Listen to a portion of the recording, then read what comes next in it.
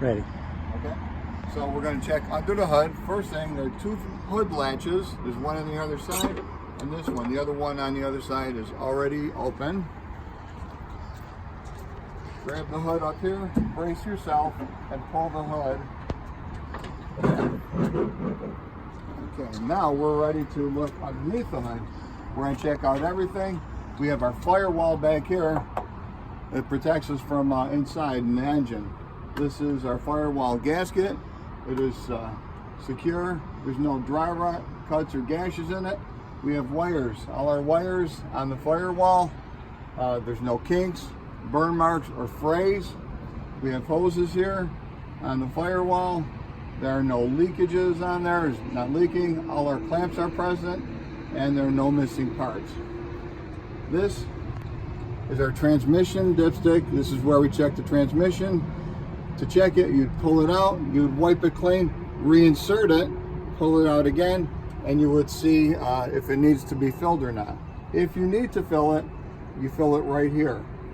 Okay, we have a copper tube right here that goes right into the engine block. That is our air compressor.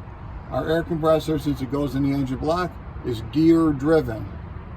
Okay, we have one and we have two fuel filters. There are no leaks. You would definitely be able to smell it if they were leaking. This is where we check the engine oil. You check it the same way with the transmission. Now the transmission, when you check it, the bus needs to be running. That's the only thing you're going to want to check with the bus running. Everything else you check with the bus off. Okay, so you do the same way. You remove the oil dipstick, wipe it clean, reinsert it, pull it out again, and read where the level is. If you need to fill it, on top of the engine block, there's a black cap. We would fill it up in there. Okay, we have our air intake hose. All our clamps are secure. There are no missing parts on there. This is our steering wheel shaft. Okay, it's secure, does not move more than 2 inches. We have two knuckles that connect the steering wheel to the shaft to our power steering box, and that is connected.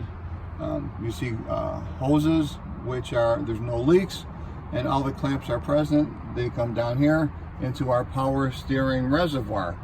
Okay, it's translucent, and you can see that it's got a good level in it. We also have another dipstick in here for the power steering, and you can see that it's full also. If you need to fill it up, you fill it up right here in the cap. And this also has hoses in it. The clamps are all secure. There's no leaks, and it goes underneath. And back here, you can't really see it, but it goes into the engine block. That's our power steering pump. That is also gear driven because it goes into the block.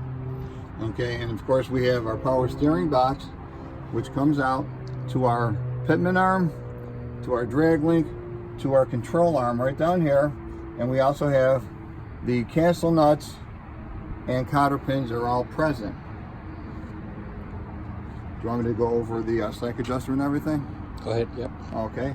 We have our air chamber and air hose, which are secure, and I hear no leaks. This line here, that's our ABS line, the smaller line right here. We have our slack adjuster and our push rod. This is the ABS line. This is the ABS line right there, yep. Okay. And there's no leaks in that. And the slack adjuster is automatic, not recommended to manually manipulate it. When you depress the brake, the air chamber releases and it pushes out the push rod about an inch. Should not be more than that. There's no missing parts and no damage to it.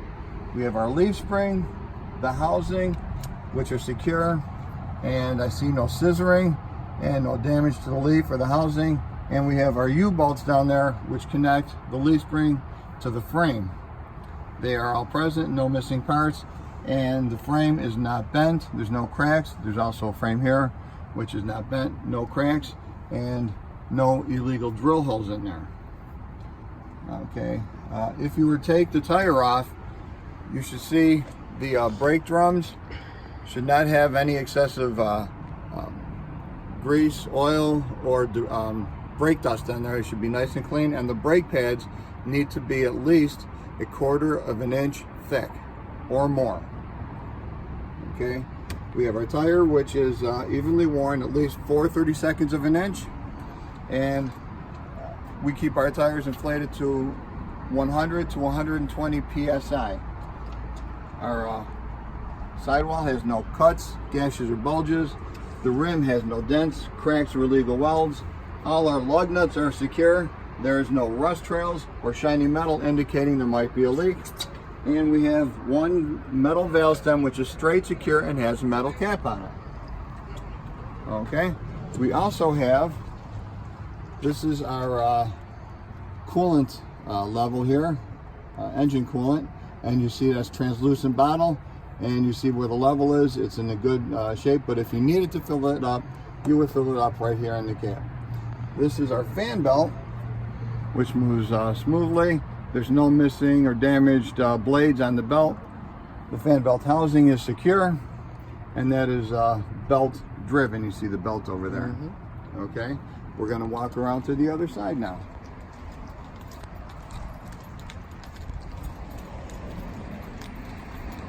Coming over here, firewall is secure. The firewall gasket, there's no dry rot, cuts, or gashes in it. This is our air filter housing. It's secure, no missing parts. This is a gasket for the air filter. There's no cuts, gashes, or dry rot on that. This is an indicator showing that the air filter is still clean. Okay, we have our air intakes are all secure, no missing parts are present. All our clamps are present and secure. Up here we have our alternator.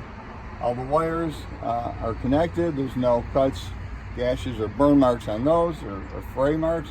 This is a secondary heater, and the wires and the hoses are secure. There's no cuts, frays, or burn marks on the wires, and no leaks in the hoses. This secondary heater and the alternator, and back there we have our water pump. Those are all belt driven, and the belt, just to press on that a little bit, should not move more than 3/4 of an inch.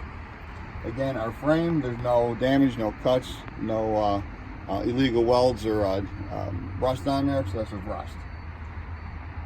And our windshield washer fluid is translucent bottle. You see there's plenty in there. There's no leaks, and even the wires there, there's no cuts, gashes, burn marks, or frays. I'm looking to see when the lights are off. And that's it.